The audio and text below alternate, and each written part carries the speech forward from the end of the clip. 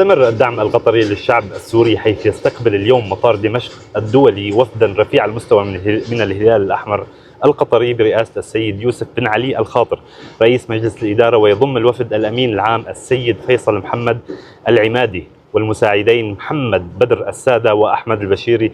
يستقبلهم وزير الصحة السوري الدكتور نزال العلي والسيد خليفة بن عبد الله آل محمود القائم بالأعمال في السفارة القطرية في سوريا والوفد المرافق لهم. ويتضمن الدعم دفعة جديدة من المساعدات الطبية والإغاثية تزن 12 طنا عبر جسر جوي، كما انطلقت قوافل برية تضم 22 شاحنة محملة ب 78 طنا من المساعدات الطبية والإغاثية، ليصل إجمالي المساعدات ضمن مبادرة سوريا أبشري إلى 90 طنا بقيمة تتجاوز 45 مليون ريال قطري. احنا بنشوفك متفائل. الله يحفظكم يا رب. اول بعمرك. الله يحفظكم. ما شاء الله، وين حليتوا حل الخير؟ وياك ان شاء الله. بدي اسالك بداية، نحن بالدوحة ولا بدمشق؟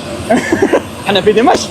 دمشق في القلب والله. نعم. نحن دمشق والدوحة واحد اكيد دائما. الله يحفظك سعادة السفير. الحمد لله، وفد برئاسة يوسف بن علي الخاطر رئيس مجلس إدارة الهلال الأحمر القطري. طبعا طائرة مساعدات بالإضافة إلى 22 قافلة برية تتضمن أجهزة ومعدات ومستلزمات طبية وسلع غذائية. راح إن شاء الله تخدم 50 مركز ومستشفى في سوريا جميعا في جميع المحافظات، ويتم تخصيص إن شاء الله جزء منها إلى محافظة السويداء واللاذقية وطرطوس مع التنسيق مع الحكومة السورية.